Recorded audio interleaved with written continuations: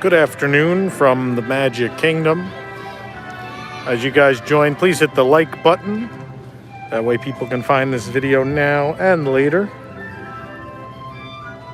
Please also make sure you're subscribed. We'll be live from a Walt Disney World theme park, resort, or Disney Springs every day.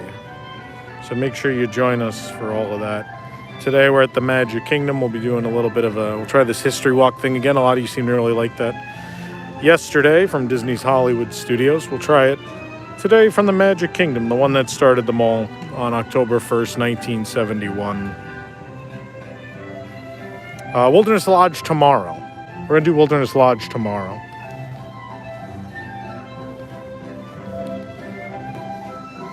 So here in Town Square, the Town Square Theater wasn't always the Town Square Theater, nor was Tony's Town Square Restaurant always Tony's. At one point, that was, what was it, Gulf Hospitality House back in the day. And the theater's been many different things. In 1973 was the Walt Disney Story, which was a film tribute to Walt.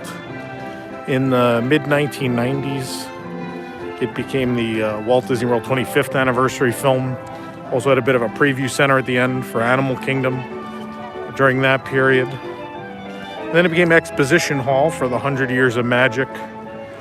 Mostly just a bunch of photo ops. And a pin store. It was pretty much the main pin store in this park for many years. Yeah, Disney Anna was in there at one point. It's been many, many, many things in this building.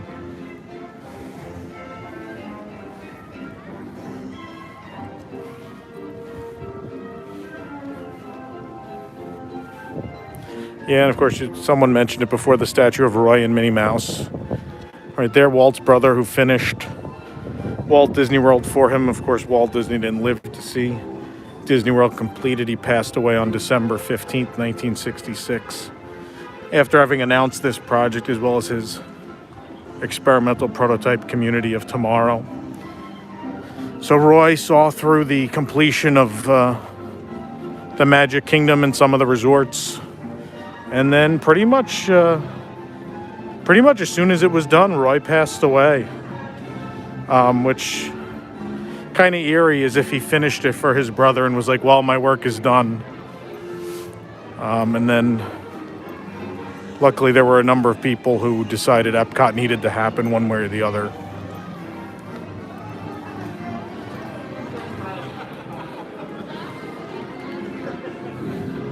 I think we have a Princess Cavalcade coming towards us now. Yeah, of course, Epcot was going to be a city, but then there were a number of reasons why they decided it didn't work as a city, and then the permanent World's Fair / second park idea came about. But a lot of the people who built the Magic Kingdom and eventually Epcot have windows here on Main Street. Maybe we'll highlight some of them as we go along.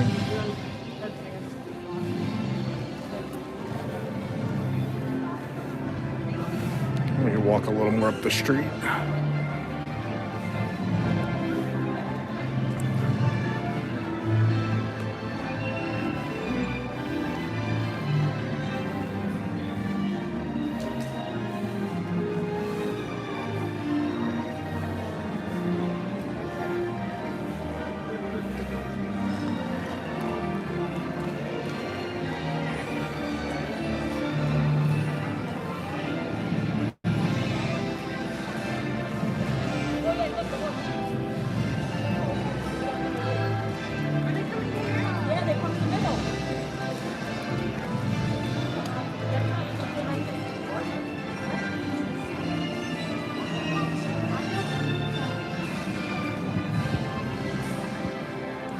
I believe Frank has a window here. I think it's on the Crystal Arts building. We'll walk down there after the cavalcade. I think it's on Crystal Arts. It's hard when you've been to all of them. Like, there's a lot of main streets and a lot of main street windows.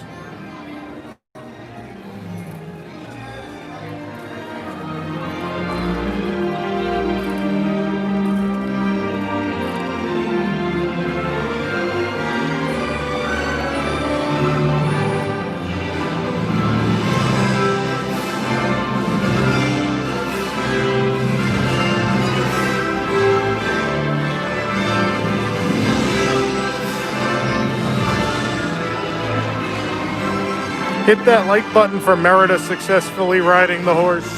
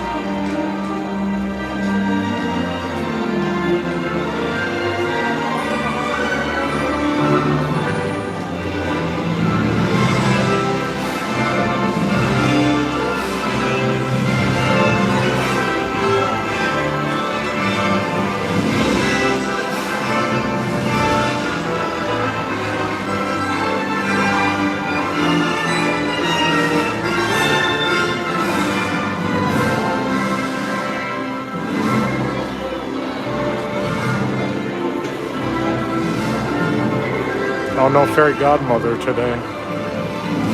They put the turret up there instead of the fairy godmother.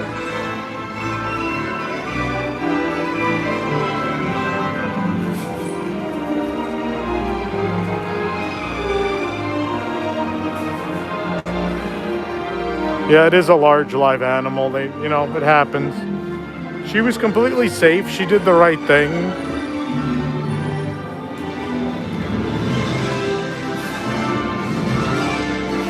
I don't know what this music is from, but I love it. I know it's from some other entertainment, but not from here, but...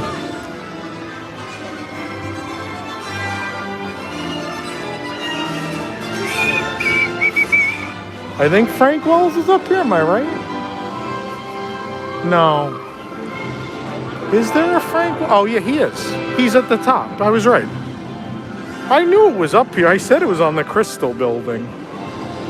I don't know how well you're going to see it, but I'll try.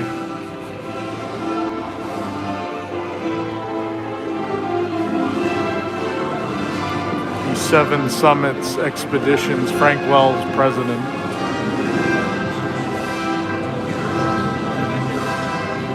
For those who want to do it all.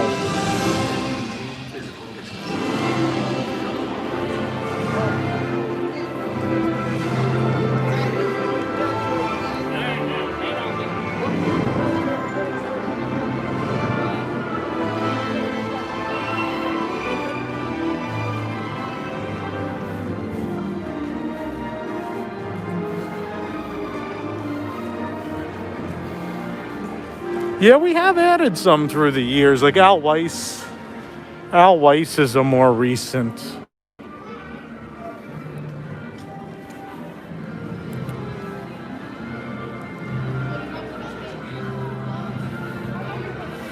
Of course, there's Bill Sullivan, Sully Safaris.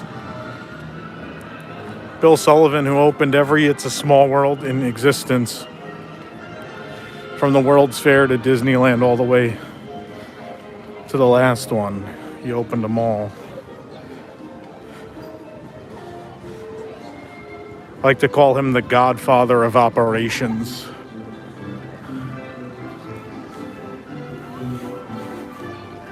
But I coined that. He giggled at it. He used to come to my old job a lot. I get to talk to him like once a week. It was pretty fun.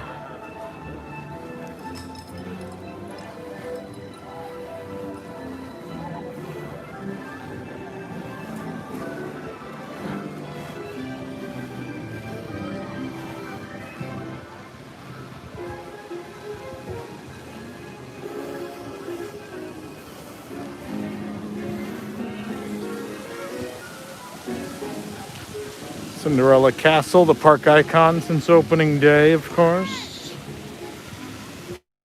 Now in its weird rose gold phase. Not the first time the castle was repainted, nor shall it be the last. A lot of people remember the infamous Cake Castle for Walt Disney World's 25th anniversary, 1996. There was the one day it was covered in toilet paper for the opening of Stitch's Great Escape in November of 2004. In 2005, it had a bunch of gold decorations placed upon it for the happiest celebration on Earth, including a big magic mirror that covered the clock. And the magic mirror, every couple of seconds, would switch to another Disney castle around the world. It's kind of fun. A lot of gold, 50 gold characters were on the castle as well. And then since then, not much. Just this latest repaint.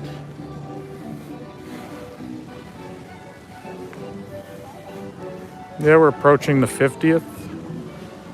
Just about a year away. A little more than a year away. These ducks are always at this popcorn cart. They just live at this popcorn cart. I guess if we're going to do a history walk, let's just start with the land that has the most history. That would be Tomorrowland, a land that has changed the most. Pretty much every park in Disney's attempts to keep up with what the future is or will be, or just to create attractions that people actually like, which has been a problem for this land its entire existence.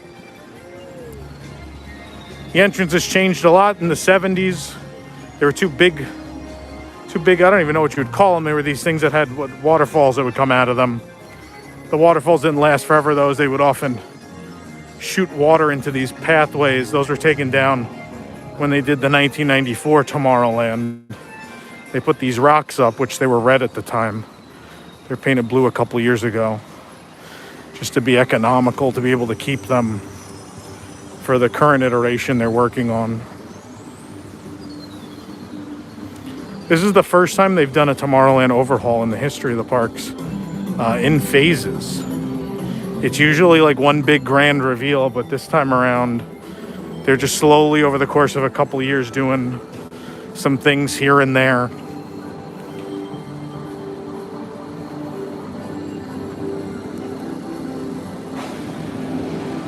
What's funny is if you want to see, at least architecturally, kind of what this looked like in 1971, you still can. Tokyo Disneyland, their Tomorrowland, their main thoroughfare pretty much still looks like it did in 71. This building still has its glass lobby instead of this wall with the porthole windows. The only thing that's going to be missing is the PeopleMover. So where the PeopleMover is, there's just a big blank space there in Tokyo. But otherwise, you get a good idea of what this might have looked like in 1971.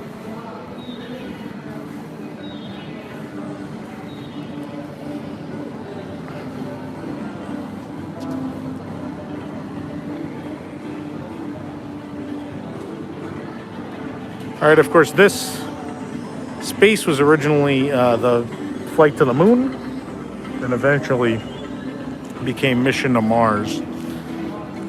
Because unfortunately, by the time Walt Disney World opened, we had already been to the moon, so people were bored with that idea. So in 76, they went back in and redid it and made a Mission to Mars. And Mission to Mars would be here all the way until the 1990s. Theater was still the same shape. Instead of the tube in the middle, there was a screen on the bottom floor and a screen on the ceiling. And it would look like you were traveling to the moon or Mars, depending on the version of the ride. And the seats would haphazardly raise and lower to make you feel like maybe you were going somewhere. Yeah, Tom Morrow emanated from Mission to Mars, the audio animatronic mission control man. Yeah, I mean, a lot of mission space is taken from Mission to Mars. There's even a homage in the pre-show, which takes place in the room where, an alien connoisseur would be, and in Stitch's Great Escape, the security guard robot. In that room, there was a pre-show with Tom Morrow and there was a clip of a bird making a crash landing. That little video clip actually plays in that mission control booth along the way. The Albatross, yeah, actually plays in that little room. If you look at those little video screens as you pass by the mission control room in the queue, you'll see the Albatross video. Yeah, it's kind of the spiritual successor to Mission to Mars, for sure. And then the 90s alien encounter, which I won't go into too much detail. We've done a Back to the Future on Alien Encounter. It's right here on the YouTube channel. So lots of cool stuff in there you should watch. And absolutely, whenever we finally get to it, the first episode of Materially Disney will be all about Alien Encounter. So I'm not going to bore you with Alien Encounter now. We got lots of Alien Encounter content. And then that was deemed too scary for the Magic Kingdom, and Lilo and Stitch came out, and someone was like, hey, we need to put Stitch in there. And actually, people were excited. I was excited. It was a great movie. It seemed like a cool idea. And then it opened, and people hated it. And, and it stayed for quite a while, and now we have nothing. We were supposed to get a Wreck-It Ralph attraction. It was greenlit. There were permits filed for construction walls to go up. And then COVID-19 happened, and now it's unclear if or when Wreck-It Ralph will actually happen, what they were calling the white box. The white box attraction. Yeah. Anyway. Then across the way we had what was the Circle Vision Theater. Had many different shows, American Journeys, Magic Carpet Around the World, etc., until finally for New Tomorrowland in '94 they got Timekeeper, or From Time to Time, imported from Disneyland Paris, but very much different because they went a comedic route by casting Robin Williams as the Timekeeper and Rhea Perlman of Cheers fame as Nine-Eye. And that lasted for a bit. People didn't really get that either, sadly, even though I think it's the most underrated attraction of all time. And then in the 2000s we got the Monsters, Inc. Laugh Floor.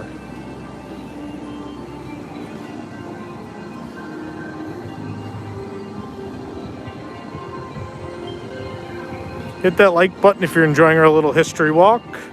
Help people find this, and please subscribe. We still have more of these to come. We still got to do Epcot and Animal Kingdom. You could always watch the Studios one from yesterday. Space Ranger Spin began its life as If You Had Wings, which was the first expansion of the park after its opening. In fact, they had already started building this expansion of the building before the park even opened. They knew Tomorrowland needed more. Tomorrowland's the land where kind of the budget and planning bandwidth ran out for this park. They didn't really know what to do with Tomorrowland. They left a lot of it empty when they opened. Tomorrowland opened practically with nothing, and only by the end of '71 did it have the Skyway, the Speedway, and then the two attractions up front, Flight to the Moon and Circle Vision. But even most of those didn't open on opening day. So yeah, If You Had Wings opened in '72, sponsored by Eastern Airlines. It reused the track layout of Adventure Through Inner Space at Disneyland to save money. Eastern paid for the ride. Cute little Omnimover ride past some screens, which I know we are complaining about screen rides now, but that was the absolute first screen ride ever built, really, in a lot of ways. And then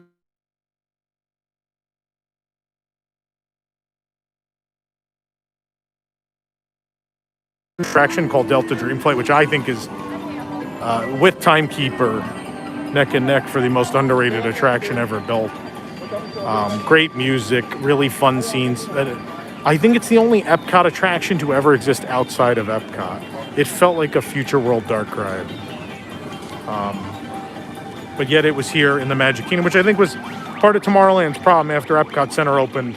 They were kind of lost as to what to do. It was a little too similar. A little too similar to Epcot thematically.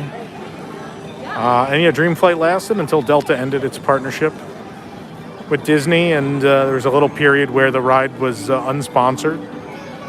Although it was sponsored by a fictitious organization, the Tomorrowland Metro Retro Historical Society.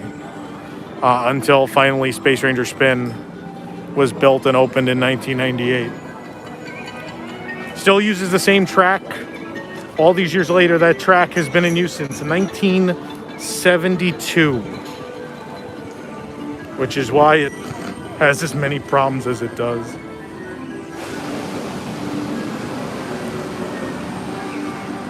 Here's the Carousel Theater, which, believe it or not, roughly in place of where Space Mountain was supposed to go originally. But then plans for Space Mountain changed. It got bigger and they had to move it. But Carousel of Progress was not planned to come here. But after a couple years at Disneyland, GE was upset because they realized the same people over and over were seeing the show and they weren't getting any brand awareness or anything out of their sponsorship at Disneyland. So they pushed the Disney company to move the show to here in 1975, figuring more people would see it here, more people from different places as opposed to just a Southern California audience. And so it opened here in 75, pretty different. They got rid of Great Big Beautiful Tomorrow. I know that'll shock some people that this attraction existed without that song, but it did. Had Best Time of Your Life, which a version of that plays in the background music loop here in Tomorrowland. And yeah, that was a thing for a while. They had several updates, and then the current version of the attraction debuted in 1993-94, officially in 94, as part of New Tomorrowland. And it's been pretty much the same ever since, other than some outside paint job and a new sign. Otherwise, pretty much as it was then, believe it or not. Almost, we're coming up on 30 years of this version, which is unreal. But yeah. Yeah, I'll go through the reminders again. Please, if you're liking what we're doing, hit that like button. A number of you still haven't. And please subscribe for more of these videos every day. We'll be live at Walt Disney World every day.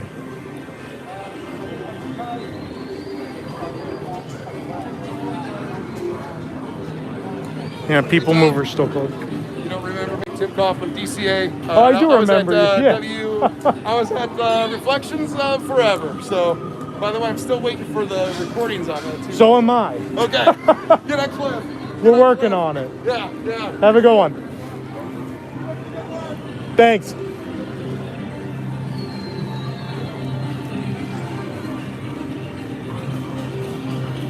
So yeah, here's the PeopleMover, also opened in 75. We actually just did a Back to the Future on the PeopleMover, so I'm not going to bore you with that either. You can watch a really great documentary on the PeopleMover right here on our YouTube channel as well. We just did most of Tomorrowland this year, yeah, because we did Space Mountain, Carousel, and PeopleMover. Alien Encounter was not that long ago either, so we've done most of Tomorrowland in those segments. For those of you unaware, Back to the Future is our history show, and a bunch of them are right here on YouTube as really cool presentations. They're audio and video, and we show you photos and videos of old rides and explain to you how they changed through the years. So if you're ever bored, you ever want to watch some really in-depth historical pieces on individual attractions, I highly recommend our Back to the Future live videos. We have a lot of fun putting those together. Oh, there's the Astro Orbiter. I guess we haven't done Astro Orbiter. I'll talk about that a little bit. Originally, the Star Jets, when that opened in 74. Again, remember, Tomorrowland was pretty much just that front avenue until the 74, 75. Was the Star Jets, this very sleek white-looking thing, almost looked like a rocket. And then New Tomorrowland came in 94. They remade it into the Astro Orbiter. Kind of reminiscent of the Orbitron that they built for Paris in 92. And then the Orbitron got more directly lifted for the Disneyland Tomorrowland redo in 98. Much more similar to the Orbitron than ours. Ours is kind of its own thing. Looks pretty different from the other two.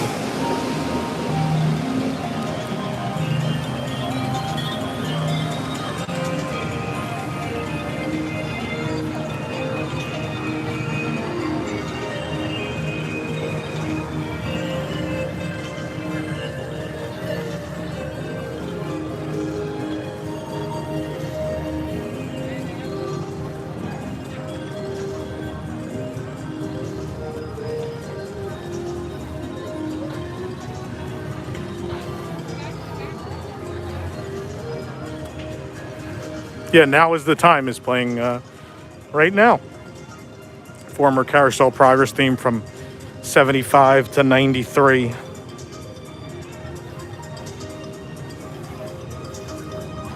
Space Mountain, originally sponsored by RCA, which had a very Epcot Center post show back in the day, the RCA Home of Future Living.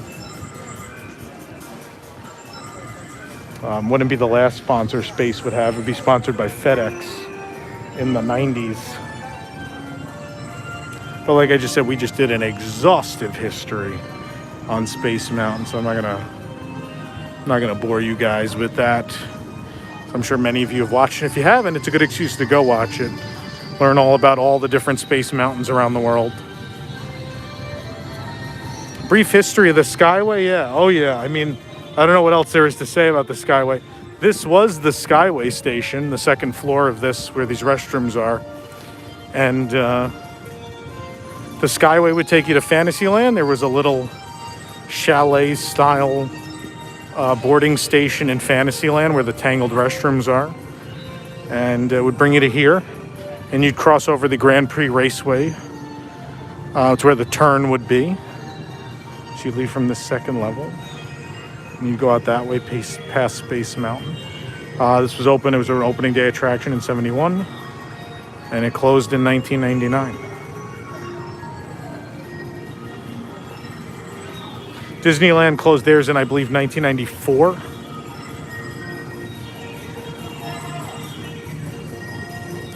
They just believed it had become sort of a dated idea. I don't think ridership was very high. It just felt kind of dated. There was also, I think there were safety concerns through the years. There was an incident with a cast member at one point.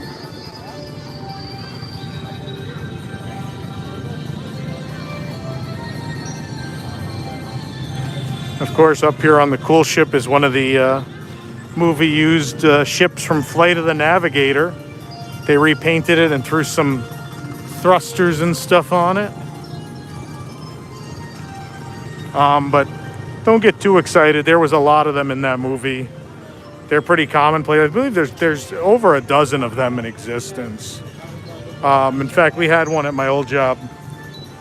It sat under a shelf for a while. A slightly smaller one.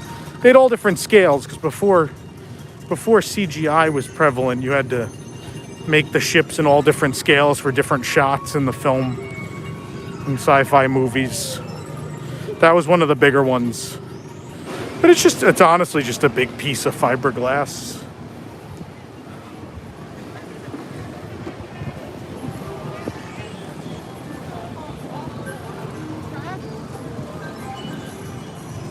Oh, we have a super chat I missed. Stubbs, thank you so much. Appreciate the super chat.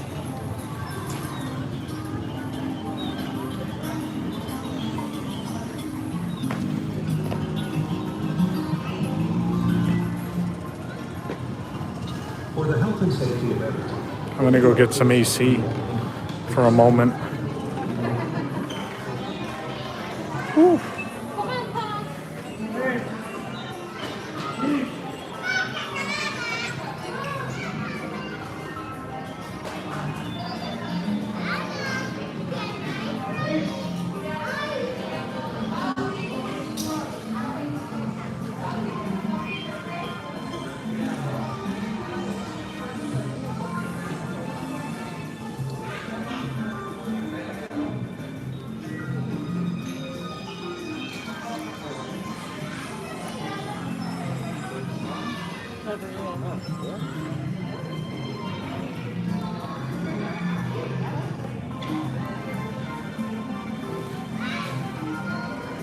Yeah, that Disneyland crowd.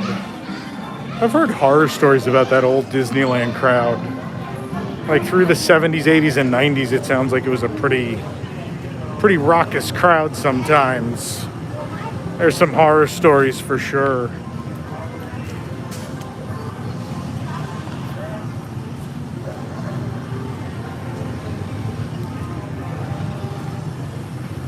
So Tomorrowland Speedway, which opened as the Grand Prix Raceway in 1971. Became the Tomorrowland Indy Speedway in the 90s with a partnership with the Indy Racing. And became the Tomorrowland Speedway not that long ago. And it's still as big of a piece of junk now as it was then. It's been shortened many times. The first time it was shortened was for Space Mountain in the 70s. Was shortened again for Mickey's Birthday Land and Toontown Fair. And Starland in between that. It was shortened for Tron. It was shortened for Storybook Circus. It just keeps shrinking. Every time they want to build something around, and eventually someday they'll just replace it. In fact, the original plan was Tron was going to replace it, and then someone fought to keep this for park capacity. They decided we should just push Tron. We'll push Tron back a bit. We'll keep the Speedway. Yeah.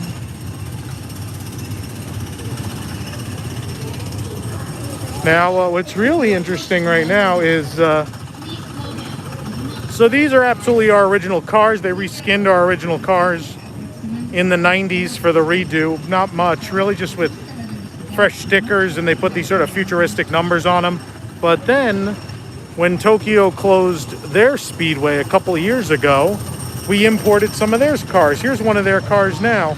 The way you can tell the difference are the ones with the cars with the older style numbering, the non-futuristic style numbering, are going to be from Tokyo.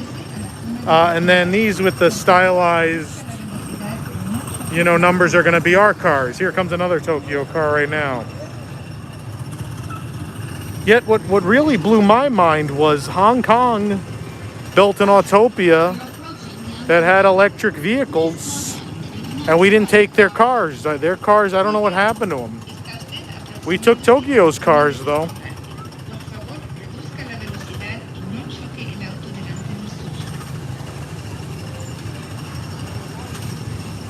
But yeah, there is a precedent now in the world for closing these speedways. Two of them no longer exist. Shanghai didn't even get the ride, so Shanghai was the first one to not have it. Not saying that it was always an opening day ride, because it wasn't. In Hong Kong, it was not. In fact, in Hong Kong, it was rushed because the park was such a failure out of the gate. And it was deemed there wasn't enough to do that they rushed the Autopia into existence. And then it didn't even last that long before they closed it for an Avengers e-ticket they're not even building anymore.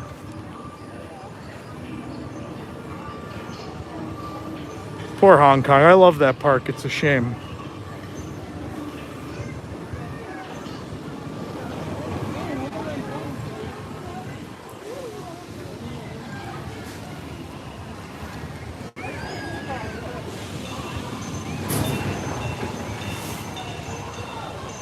Here's the Storybook Circus, part of the new Fantasyland of 2012. Originally part of Mickey's Birthday Land, which opened in 1988 for Mickey's, what was that, 60th birthday? The 28th day, yeah. Mickey's 60th birthday was 88, so they opened Birthday Land, which really just had some meet and greets and little exhibits, and you could see a cow with a hidden Mickey. There were Duckburg facades. Yeah, and then when the birthday was over, they turned it into Mickey's Starland, and you could find a stage show with characters from the Disney afternoon shows of the time, which I particularly loved. And just more of the same. Until finally in 1996, they turned it into Mickey's Toontown Fair, when they added the Barnstormer, built more of the character homes, and just did a light retheming of the land. And that lasted until 2010. That closed. Was it 11? Oh, it was February of 11, wasn't it? I don't have these dates in front of me. I'm just trying to pull them out of my head. I think that was February of 11. Someone could check that for me. February of 11 sounds right.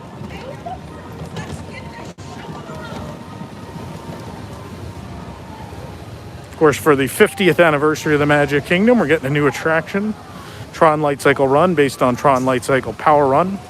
Opening day attraction from Shanghai Disney. Oh, we got more canopy. I'll have to come back and take photos later. They're actually working on some canopy. There's a bunch of canopy support being built there. Actually, they're building the actual canopy over there right now. That's cool. And there's a bunch going up on that side. You can see it also.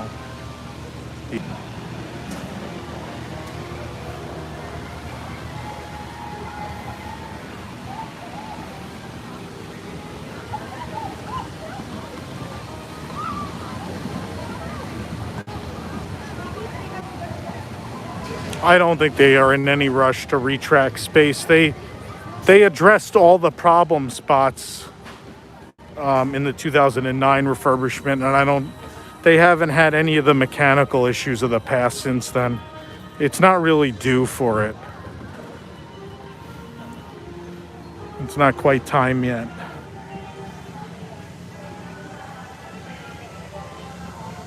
Poor Casey.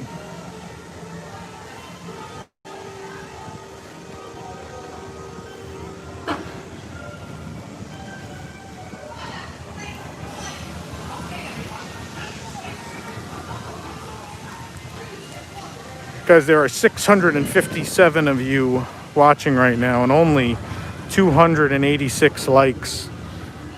Could you really use some likes?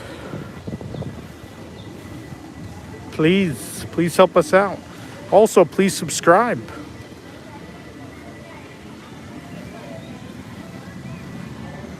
You hit the like button, hit that thumbs up. Here's Dumbo, not the original. The original was over closer to the rest of Fantasyland. Old Fantasyland, at least.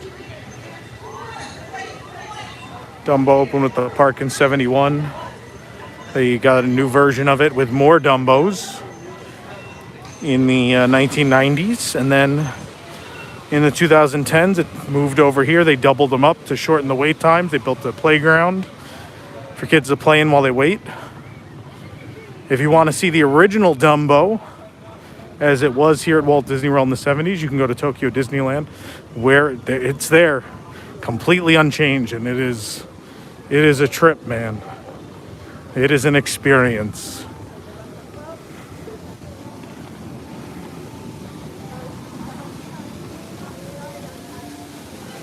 In Disneyland, kinda. I don't know what that means.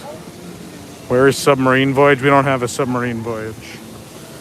We're walking through what was the submarine lagoon for 20,000 Leagues Under the Sea. Used to be here. 1971 to 1994. Closed mostly because they didn't want to do maintenance anymore. It was leaking in a break room downstairs and they got tired of it. And so the story goes that a couple of managers and cast members sabotaged the ride. They particularly beat up one of the submarines so it was leaky and kind of didn't work right, and then took Michael Eisner on a ride, and he came out and said, we should just close this. And that's pretty much what happened.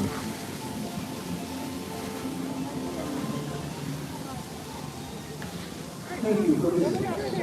Just a few reminders. Please wear a face covering at all times, except when actively eating or drinking while stationary. Clean your hands off. I just miss the subs, like looking at them in the lagoon. I don't actually miss that ride. It wasn't particularly great. And I think Tokyo did such a service to 20,000 Leagues Under the Sea with what they did for the dark ride in Disney Sea. It's everything it should have been or could have been and more. So if you love 20,000 Leagues Under the Sea, you got to get to Tokyo. That land will change your life. Mysterious Island.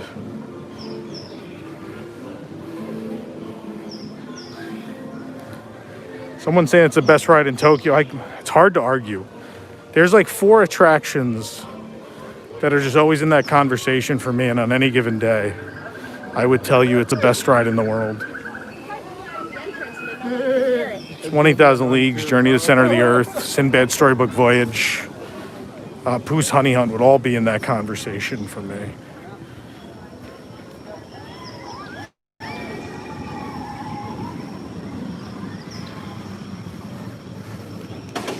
If you want to know my favorite rides in the world, I know on the site somewhere we have a list of my top 10 worldwide, and we even have ride videos of all 10. I think in my honorable mentions I have 20,000 Leagues, and there's a video linked there.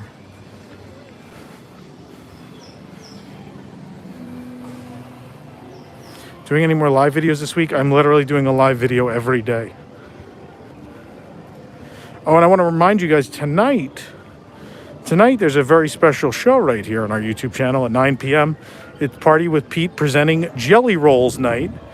Two of the fantastic performers from Jelly Rolls at Disney's Boardwalk are going to be performing, taking your requests to play, and all the money is going to Give Kids the World, a great charity here locally in Orlando. It's going to be fun. I'm going to be there in the studio myself. Should be a good time. Make sure you join us at 9 p.m. Eastern tonight.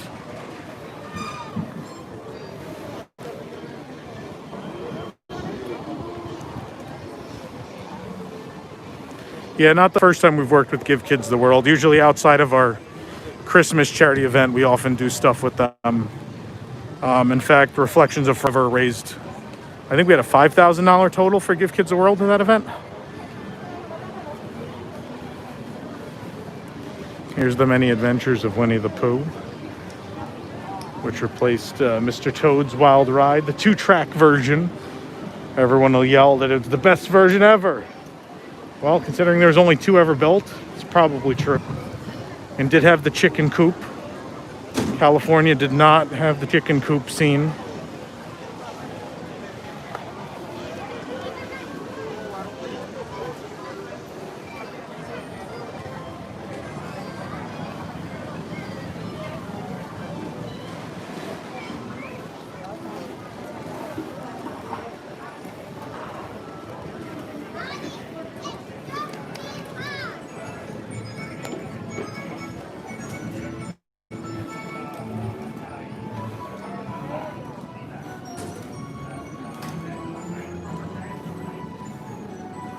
Getting extra humid, so we know it's gonna rain soon.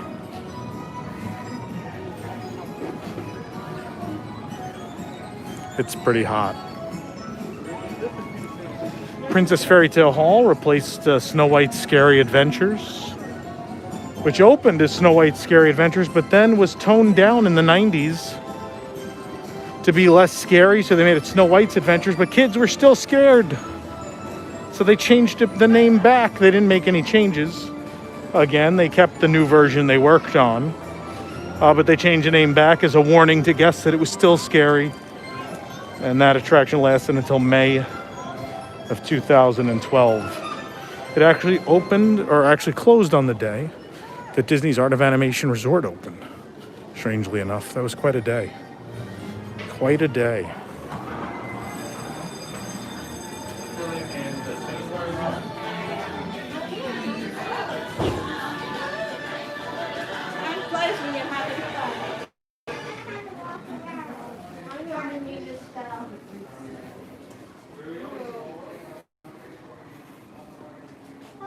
Hi.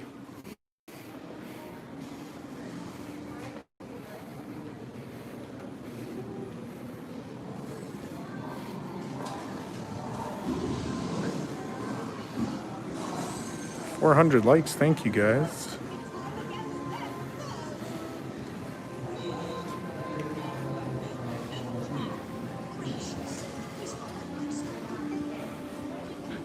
Oh, a slight breeze. A slight breeze. If you want to see some stuff from Snow White's Scary Adventures, there's a bunch of it at Seven Dwarfs Mine Train. There's the This Way sign in the load area. Hey, how's it going? How are you? Good. How's it going? You too.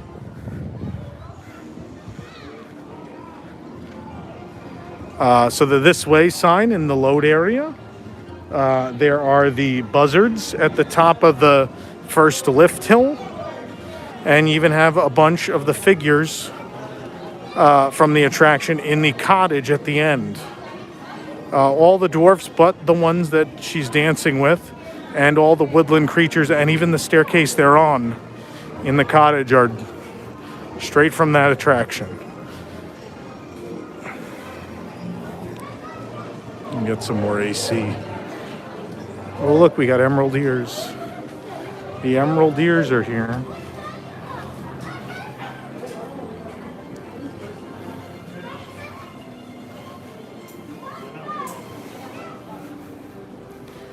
Mickey's PhilharMagic, opened in 2003.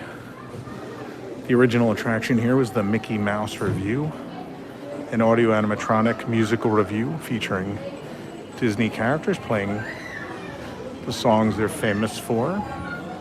That lasted from 1971 to 1980. The only reason it closed, Tokyo wanted one and Disney didn't want to build another one.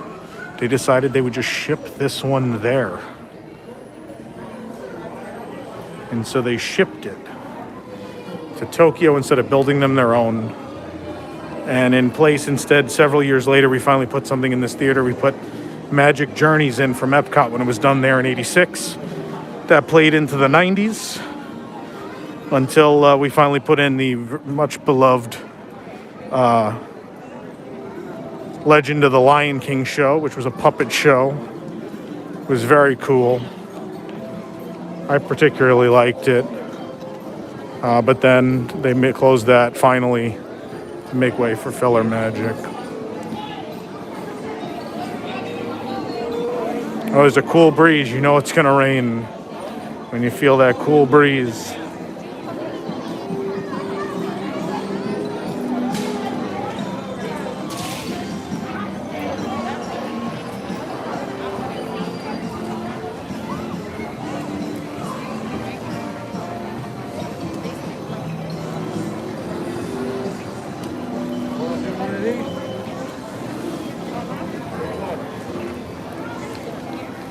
Here we are at the Tangled Toilets, as I told you earlier. Originally back here was the Fantasyland Skyway station. When they wanted to do the Peter Pan extended or interactive queue, they decided, well, we got to take out those restrooms. So in order to take out those restrooms, we need new restrooms. So they added new restrooms on this side. And with that, they added a new rest area, some new stroller parking, and then built the interactive queue for Peter Pan. A fun thing to look for in the queue of Peter Pan, there at both the entrance to the Darling home and the exit of their home, there is some tile on the ground. That is actually the tile from those bathrooms. They left it as an homage. They knew people loved those bathrooms. So someone was thoughtful enough to leave the tile. And it's one of my favorite things. Just a very thoughtful thing to do. To leave the tile. Haunted Mansion. There's not a lot of history of the Haunted Mansion. Not one of Disney's most well-known attractions, sadly. I like it, though. Hopefully one day other people will like it. I hope it catches on. Maybe in its next 50 years. I don't know.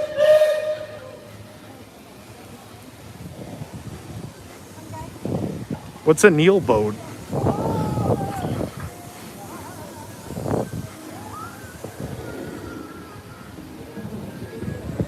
Baked potatoes. Look at all the birds and people enjoying the baked potatoes today. The baked potato was invented by Theodore Potable. Originated right here at the Magic Kingdom in 1971. Potable, of course, sadly died days after the opening of Liberty Square Market and never got to see the success of his table specifically built for the eating of baked potatoes.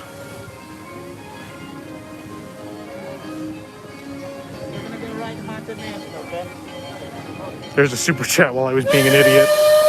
Ride a coaster for us. I can try. I think all the waits are going to be pretty long. No, people, you missed the boat. It's already moving. It's already moving. You can't get on it. It has left the dock. I'd hope you guys know that my brief Haunted Mansion and Baked Potato histories are both fake. I would hope you know that.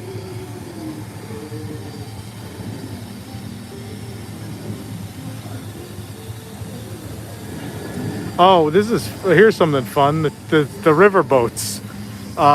We had 2 riverboats when the park opened. Actually, did the riverboat open with the park? Or was Riverboat later? Because I know Tom Sawyer Island we didn't open until 70 something was Tom Sawyer Island. The riverboat I think was 71 though. I think it just went around an empty island, if I remember correctly. So we had 2 riverboats, and during a dry dock refurbishment, they dropped the other riverboat and broke it in half. And so in the end, they were just like, well, that's it. They just scrapped it. So that's why we now only have 1 riverboat. The other one was more similar to the Mark Twain with the 2 smokestacks. So I guess it's cool that the more unique boats survived. It's very sad that we lost a whole riverboat. That's actually true. I know after the last 2 fake stories, you might think I was joking, but that's actually a true story. What was it, 1980? I'm fuzzy on these years. That was 80, I think, when they did the dry dock and dropped it. Don't quote me on that, though. I'm sure a quick Wikipedia search will pull it up. The Joe Fowler, right? Yeah, and that's why they changed the names of the ferry boats outside the park as a tribute. No? Or was this one the Fowler? I don't remember what the names of the 2 boats were. You drop a boat because when you dry dock, you're lifting the boat up so you can fix underneath the boat. So while they were doing that, whatever they had it hooked to, drop the boat. Eric Morton saying Robin Lopez bought the front half of the boat. Of course, the back half of the boat is now on the Jungle Cruise. I'm joking. Emily, thank you so much. To write a book with all this knowledge, I don't know. I think they're better as the Back to the Future shows. You guys, if you want like every single inch of history of these attractions, you got to watch those here on YouTube. Or dig through our podcast archive by becoming a WIGS member, because the Back to the Future segments used to actually be audio only back in the day. And we did so many as audio only, but I think there's a good 20 or so here on YouTube that we've done, and they're plenty long. They'll tide you over for quite a while. You can binge watch for weeks probably if you wanted to.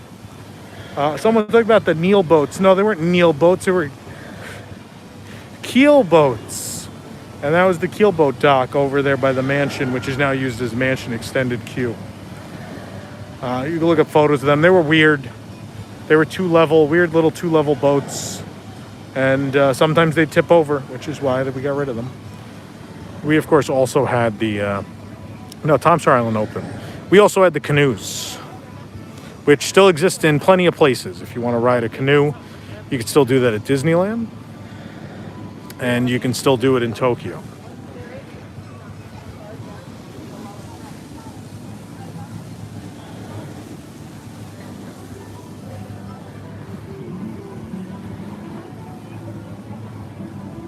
Yeah, no, I'm thinking about a beverage already. It's warm. Oh, thank you, Snyder Racing Drones, for the $2. I know I'm a fountain of useless information. I've spent my life learning all this junk that serves no practical purpose.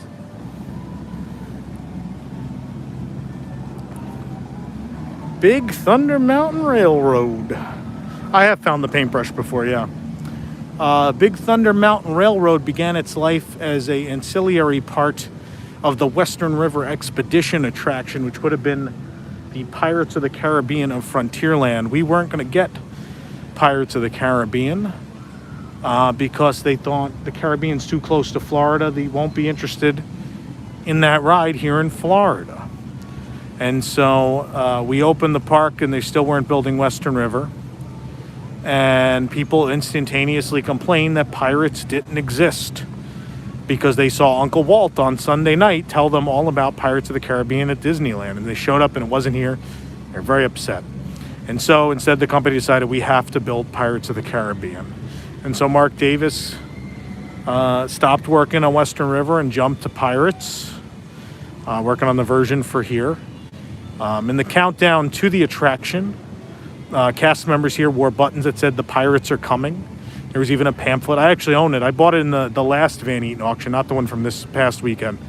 2 Van Eaton auctions ago I bought, I always wanted one, the button that says the pirates are coming and the little pamphlet. It's pretty cool. And yeah, so in 73 they finally opened that. They were still going to do Western River, but you know, this and that and the other thing happened through the 70s. And finally, Tony Baxter just sold them on the idea of the runaway train ride by itself instead of it being part of this mega structure holding several attractions. And so Big Thunder happened, first at Disneyland in 79 and then here in 1980. More of them would be built. Probably the best version, Tony got to do what he really wanted to do with Big Thunder when he got to do it for Disneyland Paris in 1992. In a Frontierland that still will blow your mind in its theme and beauty. It's just so perfect, the Paris Frontierland. Not that ours is bad, I like our Frontierland too, but the Paris one is absolutely perfect. Absolutely perfect. Tokyo got one too. They didn't open with it, even though they opened in 83. They didn't think the people in their park wanted roller coasters. They thought everyone wanted these passive rides, and they found that they were surprised, number one, that people did want to get wet. They were told that no one would want to get wet on rides, so when Pirates opened in Tokyo, they found that guests were actually splashing each other with the water off the side of the boat because they thought it was fun. So they eventually fixed Pirates there so that there was a little bit of a splash. Originally, they tried to not have the splash. And then the other thing they realized is that they did like thrill rides. Not super intense thrill rides, but thrill rides nonetheless. And so they gave them a toned down Big Thunder. It's definitely less thrilling than the other ones. And they got that later in the 80s.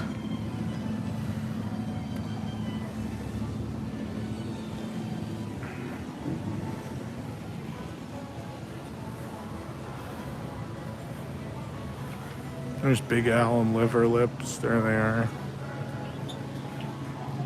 There they are.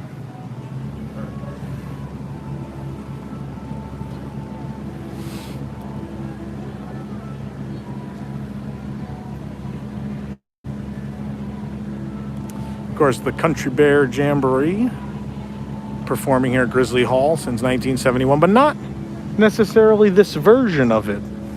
The original show ran from 71 until 86, and in 86 they introduced the Country Bear Vacation Hoedown. Not as a seasonal show for the summer, but instead as a permanent new show. And that stayed until 1991, where for the 20th anniversary of Walt Disney World, they brought back the original show.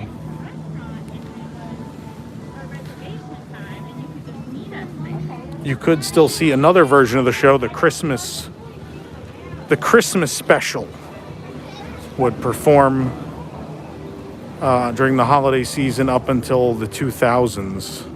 It was 2006 was the last year of the Christmas show. And if you want to see all 3 original versions of the show, whether it's the full-length Country Bear Jamboree, the Vacation Hoedown, or now the Jingle Bell Jamboree, they're all still in Tokyo. Do you see a theme forming in today's show? Please wear a face covering at all times, except when actively eating or drinking. I think we just missed bears, maybe. I don't know. Often and thoroughly. Cover your mouth and nose when coughing and sneezing, and maintain physical distancing. Thank you. Yeah, Disneyland did have the bears. They opened in 72. When they got the summer vacation show, they decided to keep it, and they kept it all the way until the closure of the Country Bears in '01.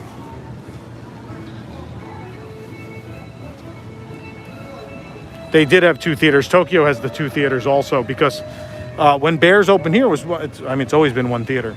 The queue was so bad that they felt they needed 2 theaters. So the queue, this Prairie Outpost and Supply Shop, was actually indoor extended queue, but then the queue would even spill out of this. And there are pictures of the Country Bear queue going all the way down to the end of Pecos Bills. And I mean switchbacking, back and forth and back and forth and back and forth in the first years. So it was a very popular show when it debuted here in Florida.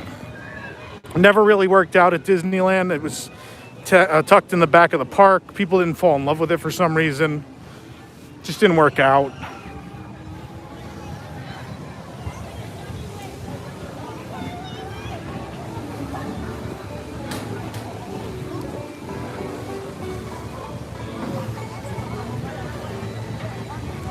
With 778 of you watching, please hit that like button. We're almost over 500 likes. Help us out.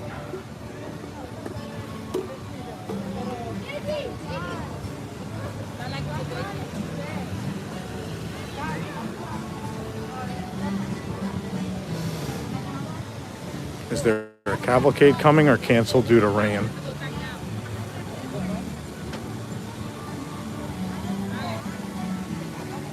Oh, Legally Disney, thank you.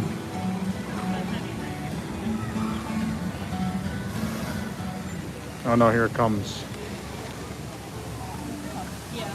Here comes something.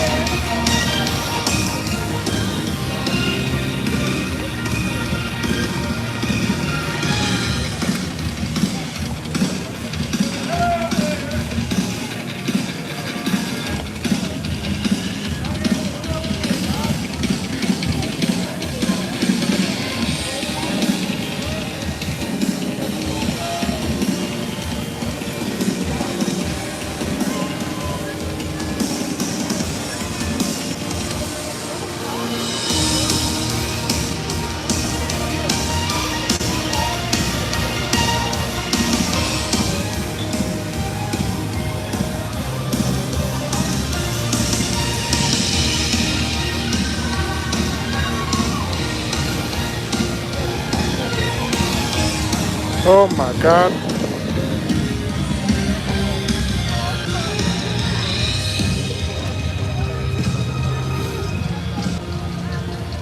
Splash Mountain, I ain't getting into this history yet. We ain't, this story ain't done being told yet.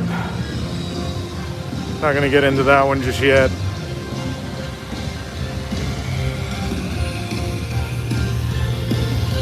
Louisiana mountain, Mississippi man, we get together every time we can. Mississippi River can't keep us apart.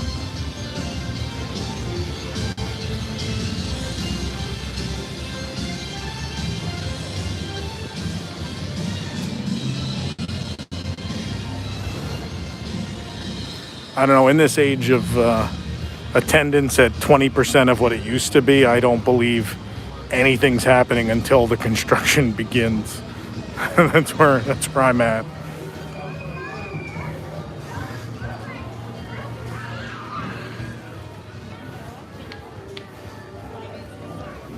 Considering they have to spend money now they don't want to finish Tron.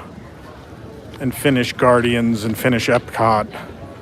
I don't know what they're going to spend on anything beyond that.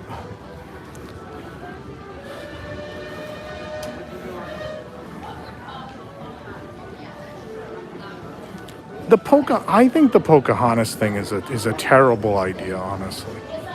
I've heard that point. That movie is going to vanish from availability in your lifetime. That movie, there was a lot of backlash about that movie when it came out. I think as we move forward the next 10, 15, 20 years, I think Pocahontas will vanish from existence. There's a lot of problems with that movie historically. In real life, she was very young and he was very old. There's a lot of problems with that movie. Oh, we already talked about Pirates. I already did Pirates pretty much with Big Thunder. We also have an exhaustive Back to the Future on Pirates and Mansion right here on our YouTube channel, if you look for them.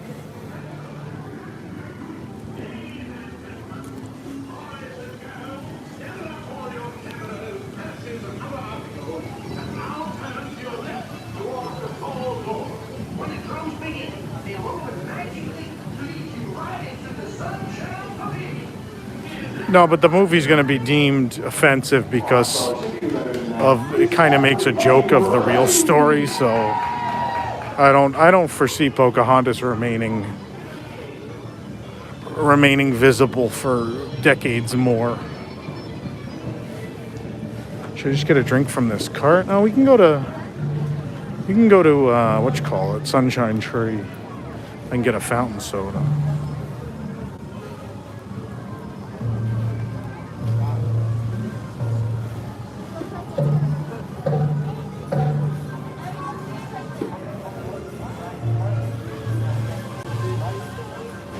Yeah, Sorcerers is open. A Pirate's Adventure is not.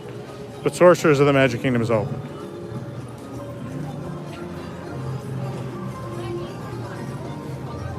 Pocahontas shouldn't have been made in the first place. It's amazing it got made.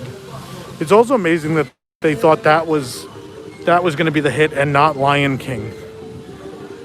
They were like, oh, we got Pocahontas. It's West Side Story meets blah, blah, blah. And then Lion King, they were like, it's not all that exciting. And then it came out and broke every record.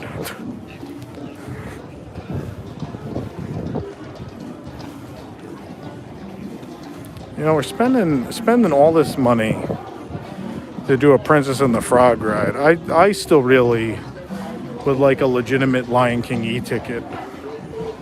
It's the biggest animated movie probably in history, and it doesn't have, I mean, it has one of the best shows, bar none, but I'd really love an e-ticket.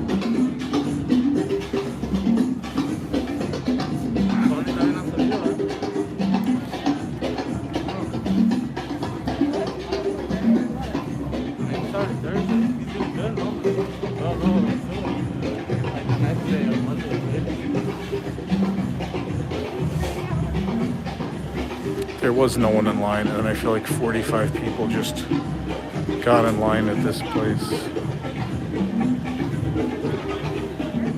Oh.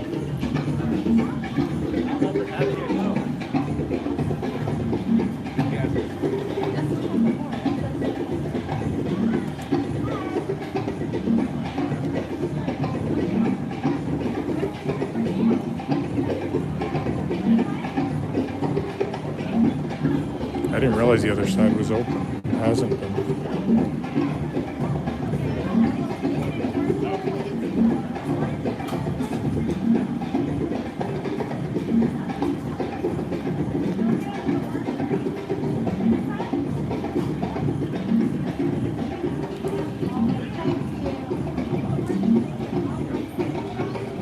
Did I miss a super chat?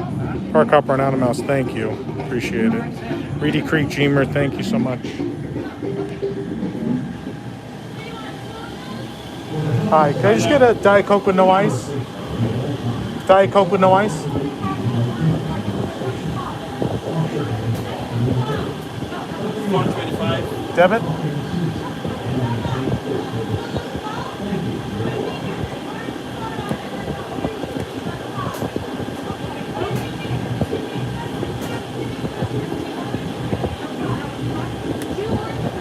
Thank you so much. You're welcome. Would you like a receipt? No, thank you. Okay, now I gotta go put you guys down somewhere so I can drink this. Where can I put you guys down for a moment? I'll find a shady spot. Probably mostly because of the weather, we should find some covered space.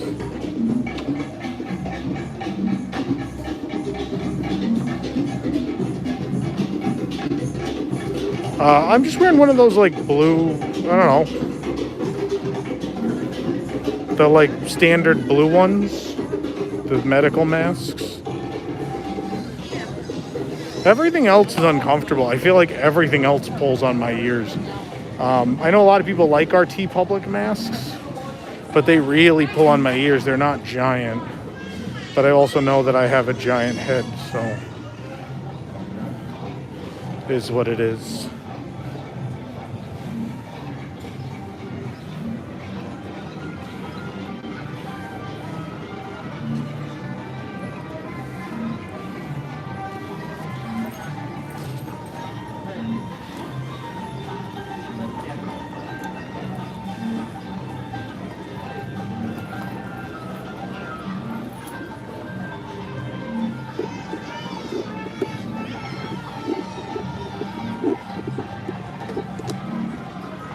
I'm putting the stand on.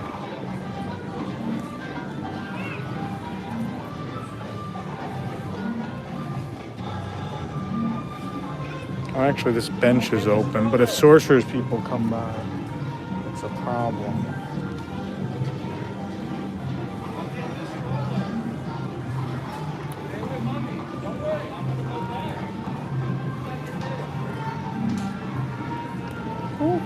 There we go. Watch people.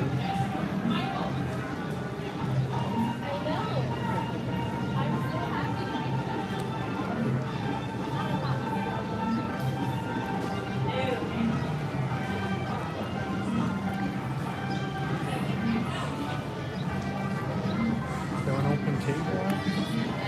Check if there's an open table.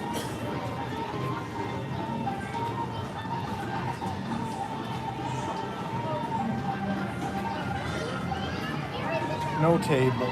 We'll stay over here. I thought maybe there was a table.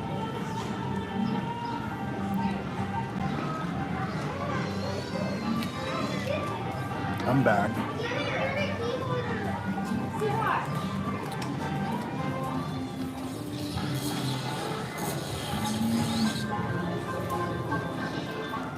Check out the garden.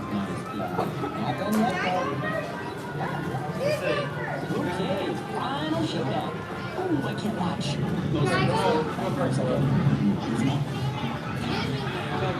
How foolish of you, sorcerer, to disturb me. This lair is full of potions that contain more powers than other potions. The family came and crowded me, so I'm just gonna move. I'm gonna find something covered with a seat. Is my plan. Something covered with the seat.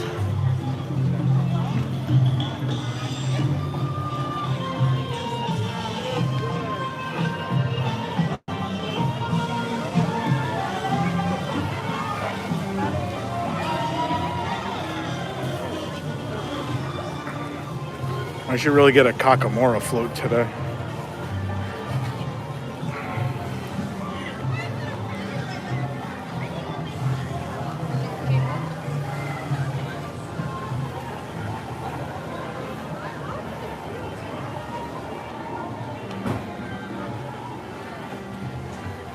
I have a large soda that I have to drink. I'm gonna find us a shaded... Oh, I know where we can go. I know a place.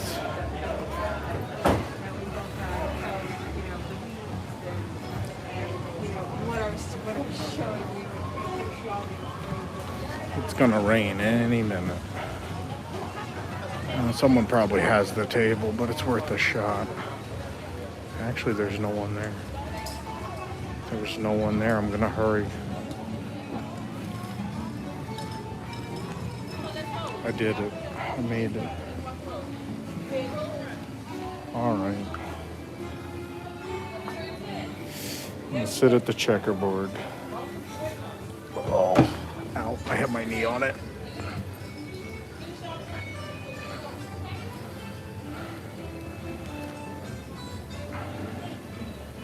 Oh, then there's a thing in the way if I go there. Let's see what looks good. Oh, there we go. You guys can watch people go by here in Frontierland.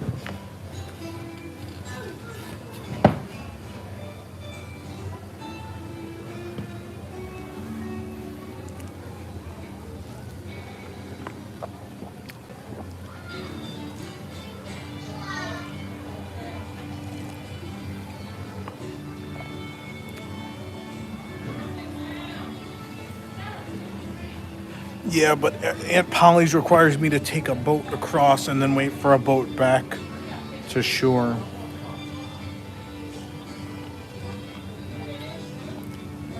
What resort tonight? Boulder Ridge, Wilderness Lodge.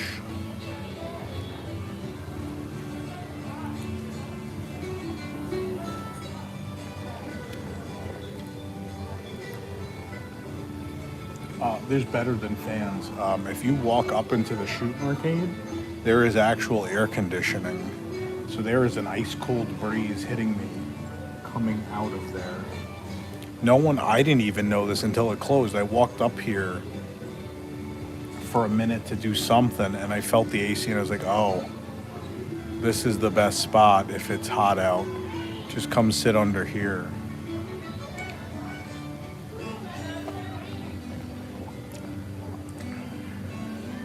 I was just home for several days. I had some pass holder park passes that I used for a couple days. But I have a bunch of DVC points that I bought relatively cheap that I'm using to review some rooms.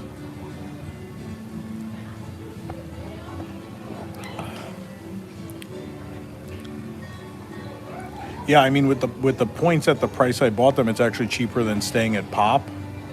And plus, you can put 5 people on a room at a DVC resort.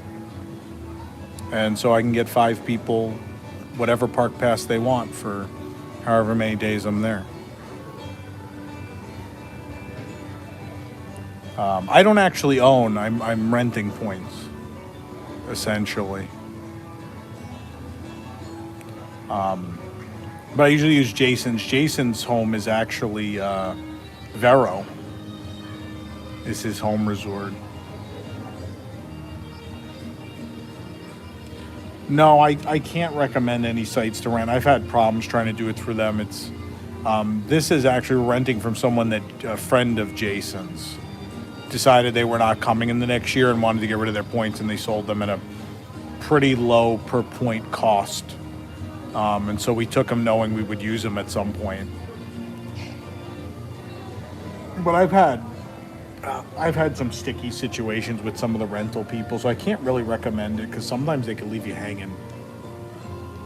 I was supposed to have a Copper Creek for 8 days, 7 nights, 8 days for I think $1,200, and I booked it and they asked for full payment and I gave them the full payment, and then they told me they couldn't get in contact with the owner. And I'm like, well, why did you ask me for full payment if you haven't even heard from the guy? Like, that's not really a good idea to sell people things you don't actually have, and even worse, to collect full payment from someone before you're even sure the person's letting you have it. So I can't recommend it because it's definitely going to be a mess. If it works out, it'll be great, but it's probably not worth the hassle. I told him, I said, luckily I live here, so I don't actually need a hotel, but if I was coming from far away and you've left me without a hotel, you know, with only a couple days to go, it's really a problem. And they were like, oh, at the same price we can offer you, you know, anything of an equal price per point. And I'm like, none of your other deals are even close to as good. I could not possibly, for the same price, get 7 nights, 8 days at any other hotel in any of your listings. Thank you for visiting us. And then they were real defensive, and I'm like, Please wear a face you really shouldn't be defensive. You left a customer in the lurch. You know, maybe just apologize and move on. Like, you're definitely in the wrong in the situation to collect full payment for something you can't actually provide. It seems like a problem. If I ran that business, what I would do is you collect that one night down payment, sure. But before you ask people to pay in full, you probably need to get in contact with the person selling the points and make sure they're actually still selling them. And then at that point, you can collect the full payment, but not before that.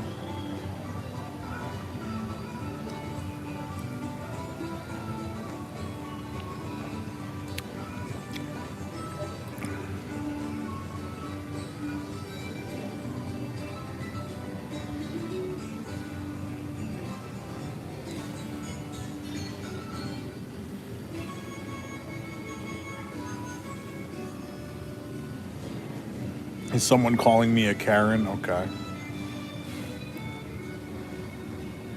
No, Karen would be if I came in here and yelled about masks. That would make me a Karen. Paying someone $1,200 and then not getting anything, I think makes you a annoyed consumer. You know? I think it's... Imagine, like, think about it from the Disney standpoint. If you pay in full for your resort stay, and then they're like, nope, we don't have this, you're out of luck. You know what? You'd be upset. Certainly they're not Disney, but as the reseller, as the company reselling the points, they have to be responsible for something. You know? People shouldn't list DVC points if they're thinking about still using them, is the bottom line. They chose to list it online. You know, the fact that they like renege at the last minute and there's no penalty on them for that seems, you know, seems a bit unfair.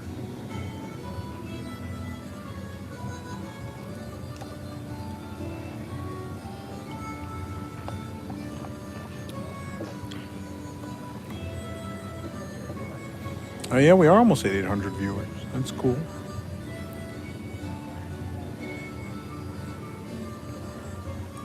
Yeah, renting points is a gamble, yeah.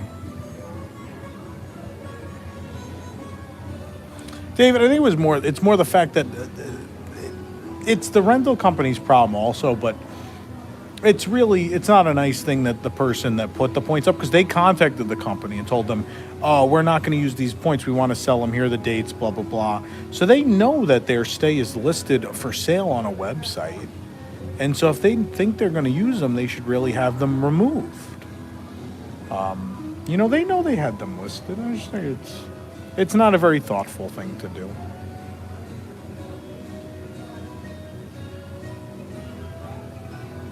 Yeah, Robert, I'm sure that happens. I've actually had it twice. Twice we've had weird problems renting points.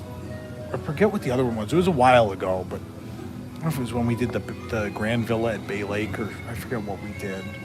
And it fell through, and then we had to make like an alternate plan. So yeah, it's a gamble for sure. You can find some really great deals if you're willing to gamble. It might be worth it. I'm not telling you not to. I'm just telling you to don't think up until it's transferred into your name. Don't think that you actually have it yet.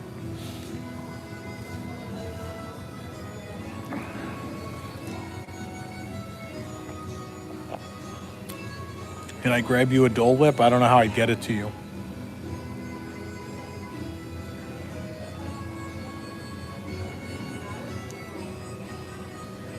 And someone said we love MK.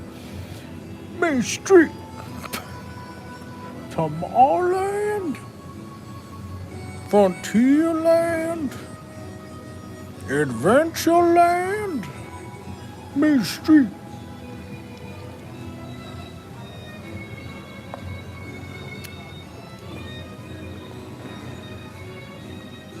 Yeah, John, that was my thought. Was if you're making the buyer pay in full, then there has to be the same kind of accountability on behalf of the seller, right? It should be even on both ends of the transaction.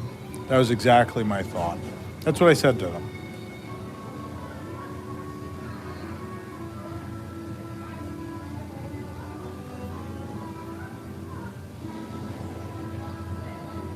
Yeah, if you can, like, if there's a service where you directly deal with the people whose points it is, that's probably your best bet. Because that's what we did. Like, Jason knew someone who was getting rid of their points, and we just dealt with them directly, and it was super easy. Yeah, couldn't be any simpler at that point.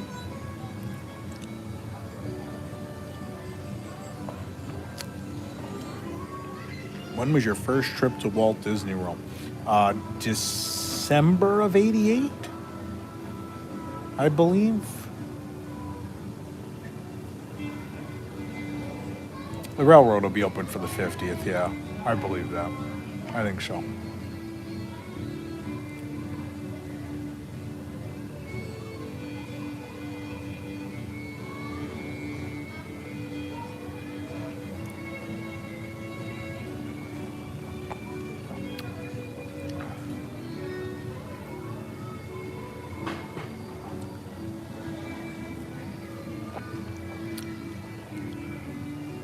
It's not getting cooler.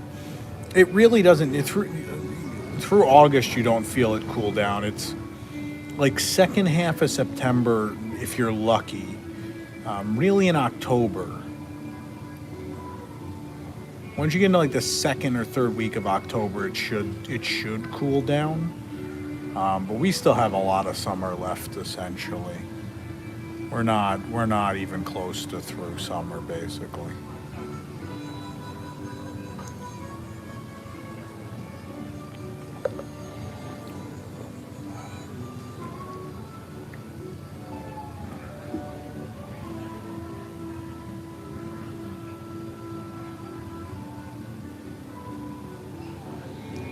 Yeah, Steve, you might be right. I felt that way too. And then they're like, "Hey, do you want to buy any of this stuff at higher price per point?" You know.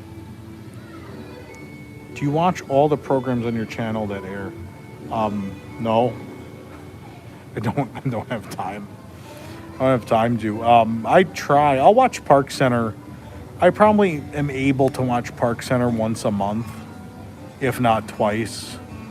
I've seen a couple episodes of Deep in the Plus when I've had time, where they were reviewing something I particularly like. I've seen a handful of episodes of Cosmic Read. I'm usually super busy on Mondays. Cosmic Read is not at a day and time that I could watch it. I have not seen Scott's show yet play. I've definitely seen an episode of Geekly Kingdom.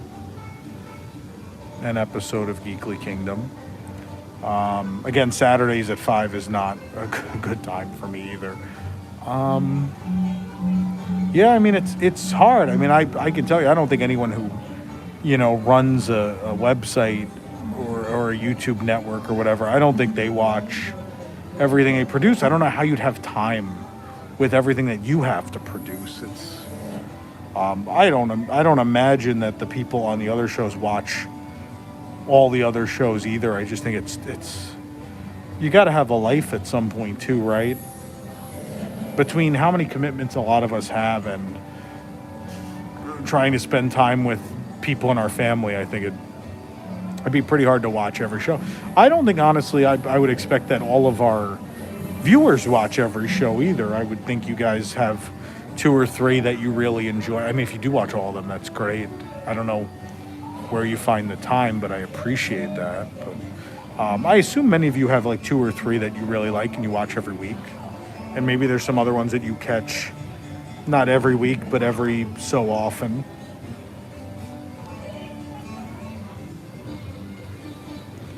Party with Tom is the best show. Oh, God. Oh, yeah, Pressing Issues. I've been on Pressing. I've never actually watched a Pressing Issues I haven't been on. But that's because I live the news every week. I don't, it's different. Like, if I was at home and in New York and there was a show like every week about the news at Walt Disney World, yeah, for sure, I'd watch it. But I mean, I'm living that news every week, so it's hard to sit and watch a new show. I'll usually just watch Park Center because those guys, I think they're pretty funny. I think Pete and Allison and Ben and Rob and Jill are just, I like to hear how ridiculous their thoughts are sometimes, because sometimes I really don't agree with them. And I just like to sit there and kind of laugh. And then sometimes they're just ridiculous, and so I just watch for the comedy. Please wear a face covering at all times, except when actively eating or drinking while stationary. Is it raining? I see people with umbrellas, but I don't see rain hitting the ground. And maintain physical distancing. Thank you for your cooperation.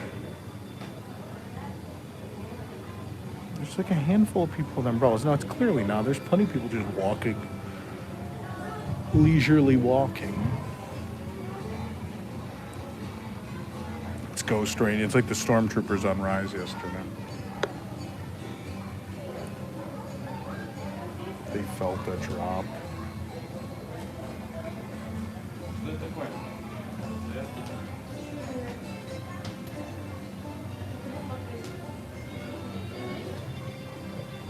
I don't know what these people are looking for.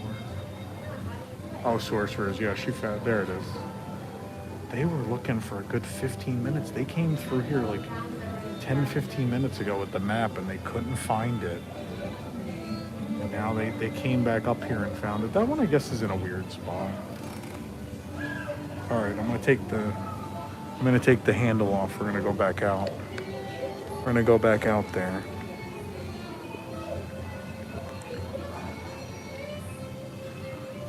How old was I? I think 4 months.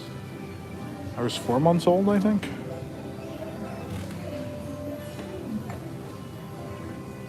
All right, drop that in there.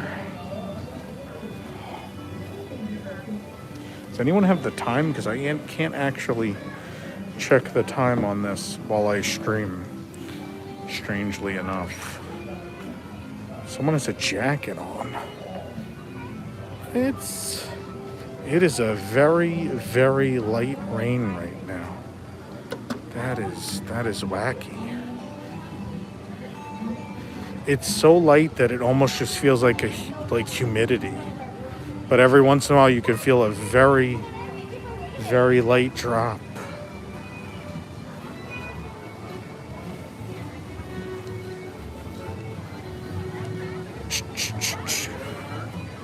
Go to Texas. 244.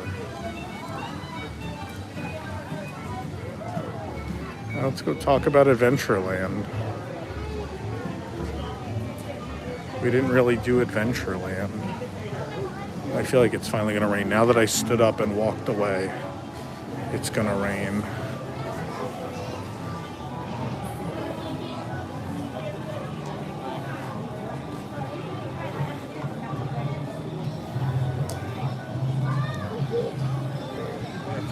The Aladdin ride opened in 2001. This was mostly just a planter before. Fun fact, I was here on the opening day of Magic Carpets of Aladdin, and I cared so little that I came and I bought the opening day pin, and then I left. I didn't even ride it, and I wouldn't ride it for several years. Just didn't care. I was 6 minutes in the queues outside for Tiki room. It's not particularly good. Hello, duck.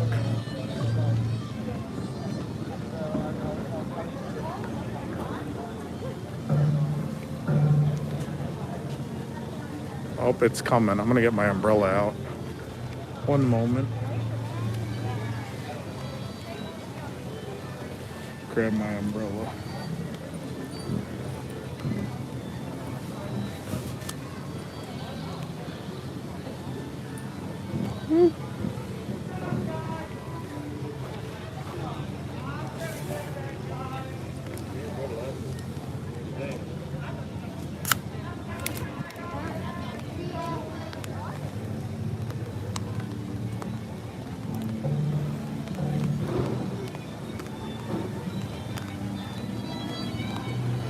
My favorite thing when I stream are the people who realize someone's recording in their vicinity and then pull their mask up. That's always my favorite. As if someone at home is going to come get them.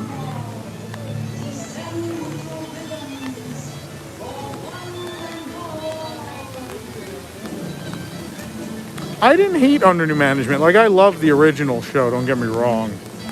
I prefer the original, but as a fan of Tiki Room, there were so many in-jokes about Tiki Room that I thought it was pretty fun.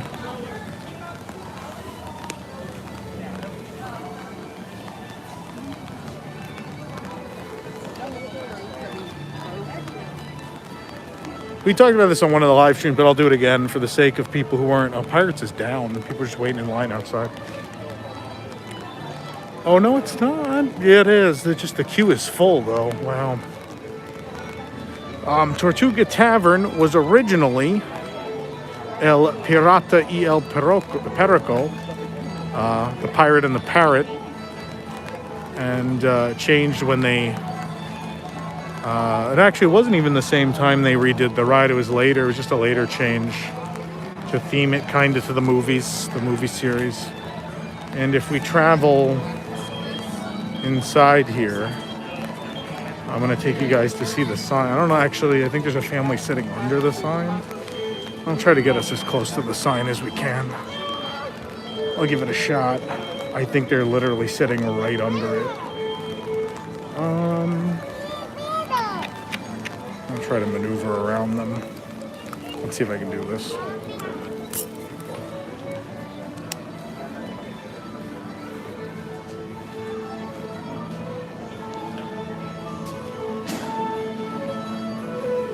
So the original sign is here, and I'm going to show it to you. It is right up here.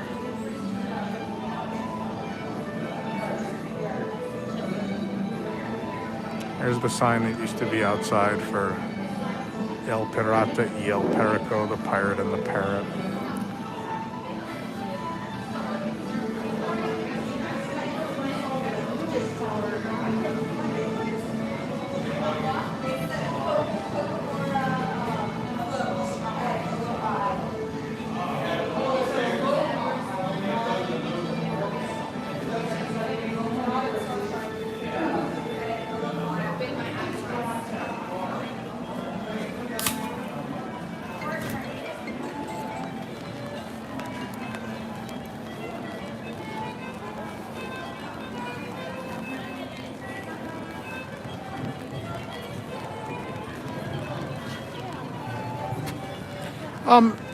El Pirata was absolutely open all the time when it opened. I don't think it was until the 90s that wasn't an everyday restaurant. I think Adventureland Veranda was less commonly open up to that point than El Pirata was.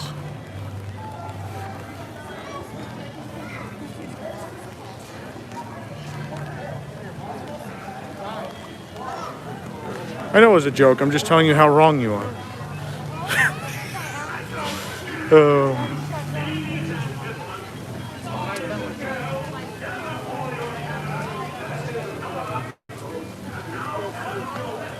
People do have some giant backpacks. You gotta wonder what people are bringing. What all are these people bringing to the park?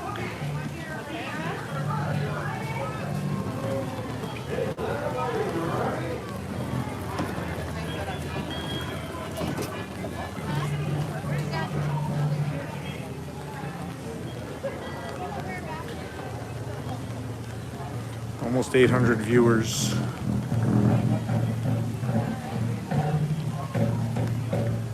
So Magic Carpets of Aladdin first opened here. There might be a long line, I don't know. But it also opened the year after at Walt Disney Studios Paris as what I believe is legitimately the worst Disney attraction ever built. I think their version is even worse than ours, and because of that, makes it bar none the worst Disney attraction in the world.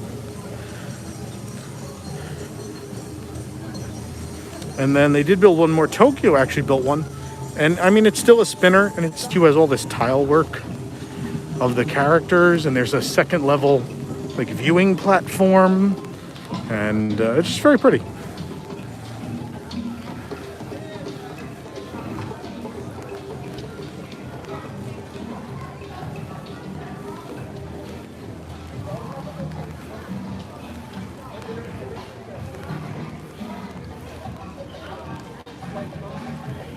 Lag, really?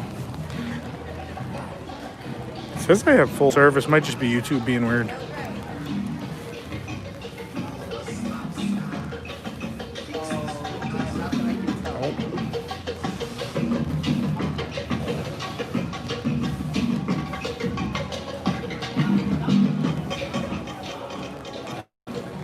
Thank you for visiting us today.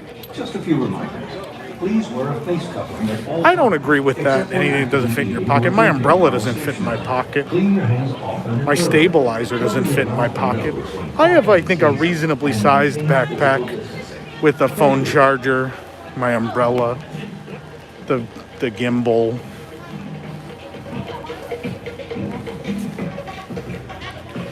Of course, the Adventureland veranda took up the space that is now Club 33 and also Skipper Canteen, counter service restaurant. And this used to be Aloha Isle, not Sunshine Tree Terrace. Sunshine Tree Terrace was the location attached to Tiki Room. Since that whole complex, the whole Sunshine Pavilion, was sponsored by the Florida Citrus. The Orange Bird used to live over there. He now lives in this weird little shed instead of in his nice tree he used to have.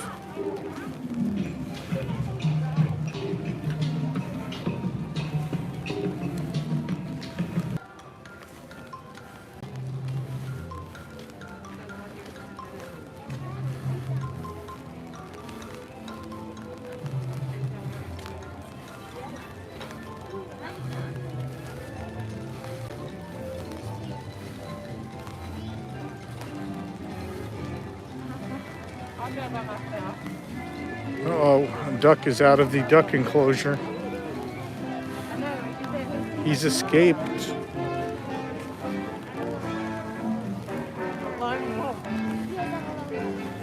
Don't worry, the rest are still here.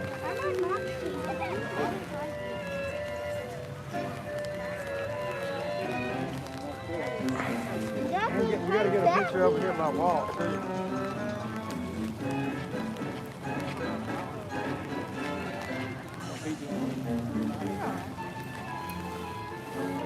This one duck went to go bother these people eating popcorn.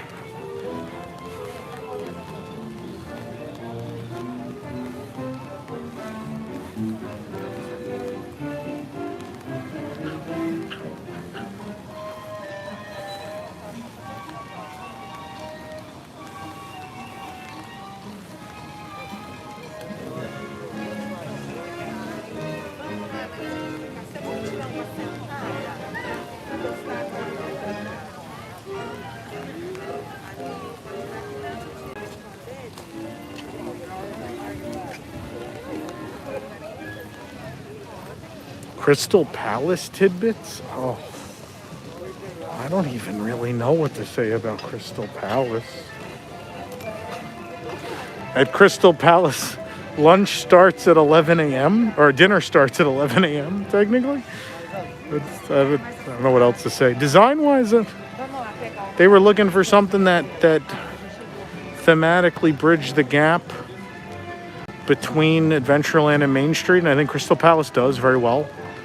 That's why there's a lot of tropical plants in those planters inside the restaurant.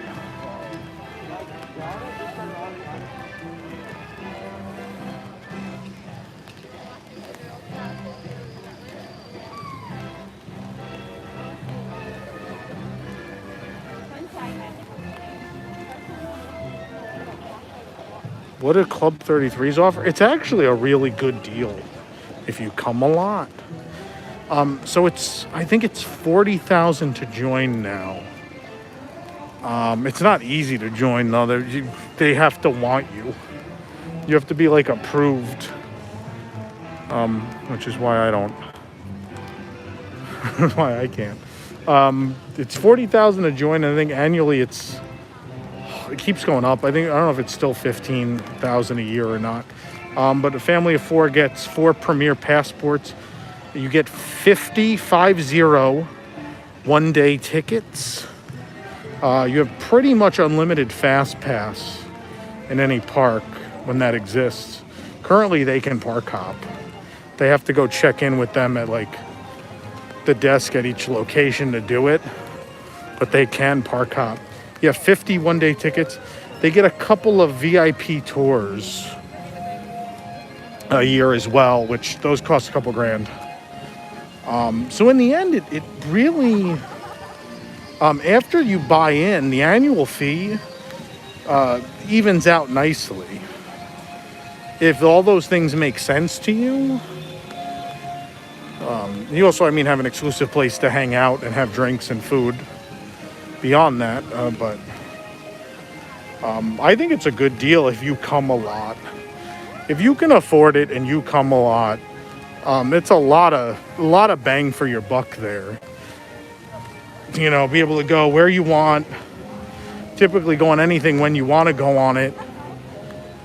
Bring your friends whenever you want, and they get the same benefits. The tours are good value. If you have the money, I think it makes sense. If you love this and you have that kind of money, I think it makes sense.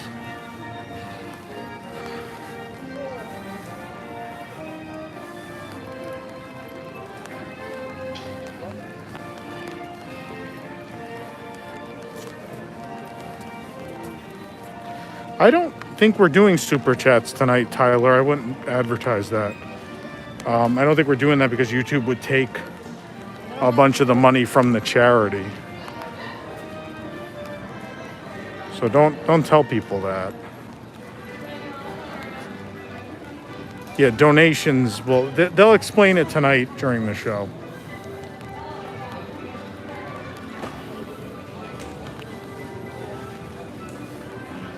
Yeah, but do not, if you're watching the Jelly Rolls thing tonight, do not super chat because they take money from the charity.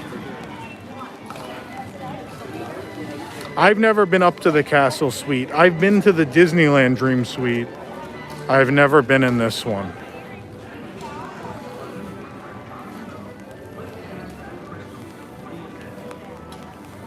Oh, the AC coming out of somewhere felt nice. Club 33s are open right now, yeah.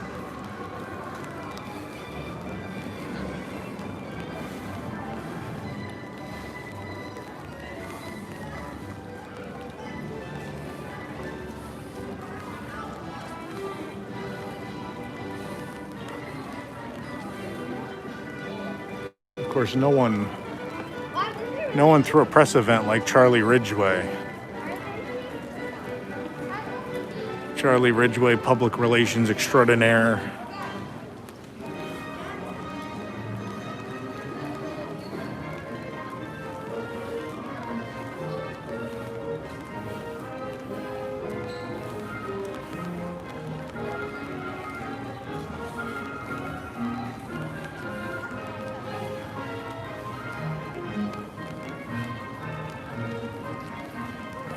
We cannot broadcast our staff meetings. That is proprietary company information.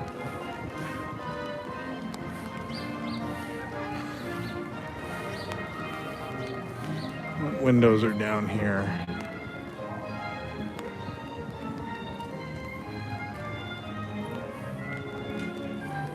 Oh yeah, Bob Yanni's down here, Robert Yanni. Bob Yanni, a co-creator of the Main Street Electrical Parade.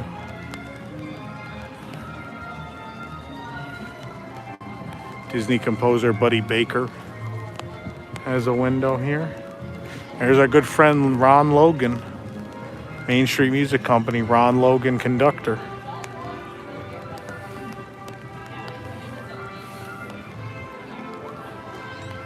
George Bruns has a music window too. Who else is over here?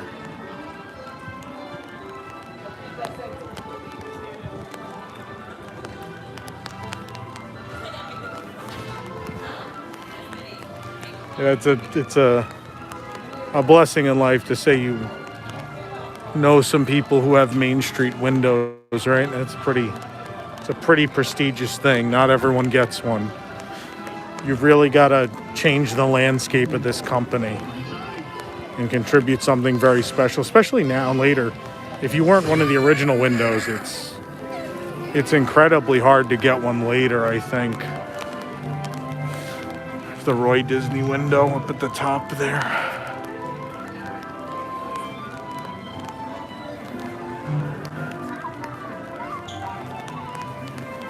I would like a window at Tony's. That'd be great.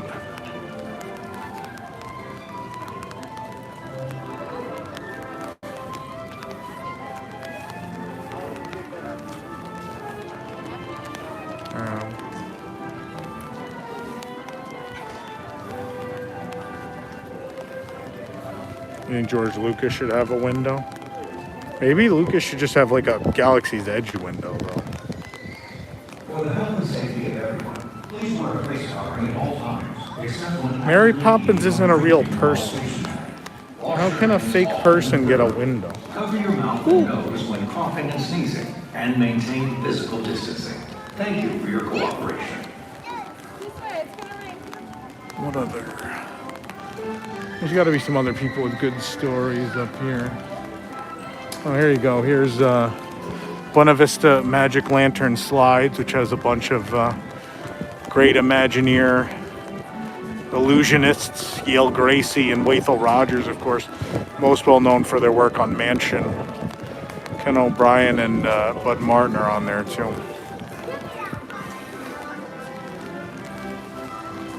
Illusioneers, if you will.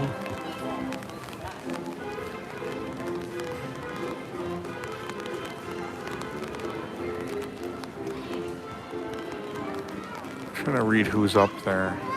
That's a lot of people. I don't claim to know them all.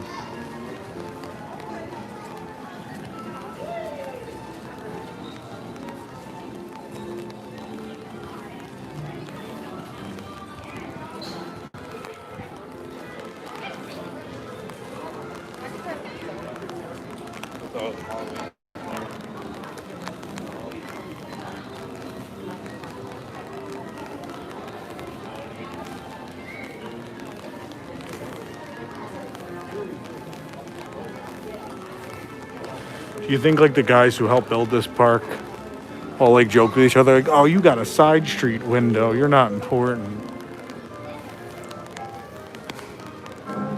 Yeah, Bill Sullivan's got two. He's on the Windermere Fraternal Hall one too. I don't think there was another Bill Sullivan, a less famous Bill Sullivan, maybe. I mean, that wouldn't be an uncommon name, but no, I think Sully probably just has two. He probably just got his own eventually.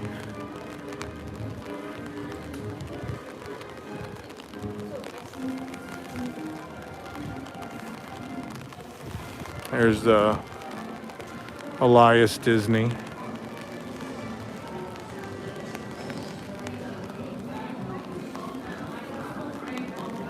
There's Sam McKim. I see a graphic arts. We got the graphic arts window up here. Hold on, we'll turn around and look at this one.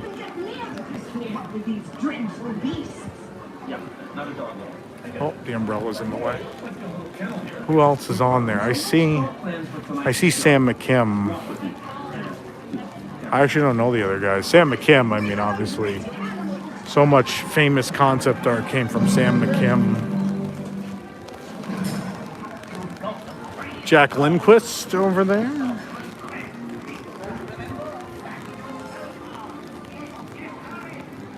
Who is the leadership development window? Oh, that's Meg Crofton's. Yeah, that's one of the newer ones. They actually gave Meg Crofton a window. Meg Crofton, who is Walt Disney World president, among her more famous roles. Oh God, is that a Tom Nabby thing? I know Tom Nabby very well. There's George McGinnis and Bill Watkins up there. Who else we got? We got Ron Miller and Dick Nunes and Orlando Ferrante. Al Weiss. We talked about Al Weiss earlier, I believe. And Card Walker. Yeah, sort of right across from each other, we got all the later executives on the windows across from each other, that whole little stretch. I guess that stretch didn't really have any. There's Ron. Oh, so Ron has two windows too, Ron Miller. There's a Ron and Diane Miller, and then also just a Ron Miller. I guess policy is to not remove any windows that you make. Eisner doesn't have a window, and I really think they should get that done before, people aren't getting any younger.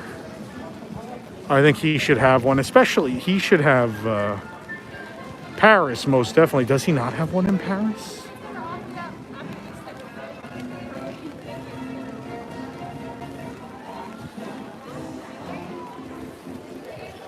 There's Walter E. Disney up there above the Plaza Ice Cream. Yeah, Eric, he kind of got both. I assume he had the one with Diane first, and then when they separated, eventually someone was like, we should get one for Ron. He did a lot for this company through a very hard time.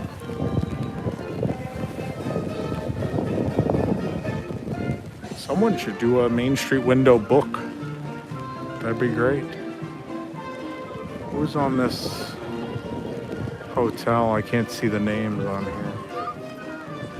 Oh, here we got some good ones. Here's Tony Baxter. These are some later editions. Tony Baxter. Oh God, I can't read them from here. I can make out Tony up there, but that's about it. Woo! There goes the umbrella there.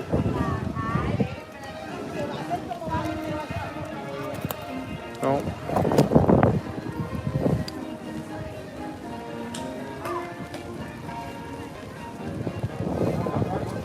I don't need a window.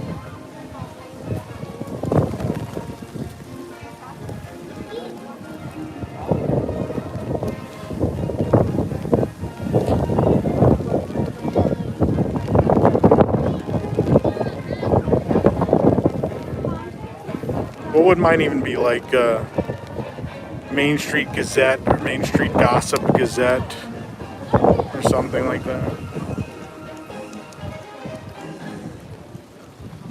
What are these people doing in this bush? Oh, here's a bunny. They're trying to pet the bunny. Trying to pet the bunny. Oh, see, I want a window above Country Bears. When they announced the Toy Story marionette show, I would like a Country Bear window, please. Or they can draw me as a bear and put it in the lobby. One of those things. One of those.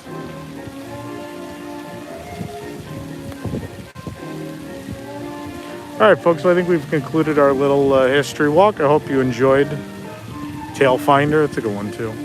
Hope you enjoyed. Please hit the like button even though we're ending. And if you haven't subscribed, please subscribe tomorrow. Tomorrow we'll be live at Disney's Wilderness Lodge. There is an Eisner window at DLP, isn't there? I thought so.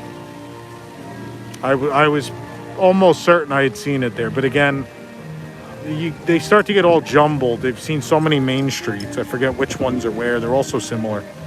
But tomorrow we'll stream from Wilderness Lodge. So make sure you join us for that and enjoy the rest of your day. Don't forget, 9 o'clock tonight, Party with Pete presents Jelly Rolls Night. Two of the very talented pianists from Jelly Rolls will be taking your request, all to benefit Give Kids the World. It's a great cause. They'll be playing a lot of great Disney music, I know for sure. And they could play your favorites if you donate. So I think it's going to be a really good time. So make sure you join us for that. And we'll see everybody. We'll see you tonight at 9, hopefully.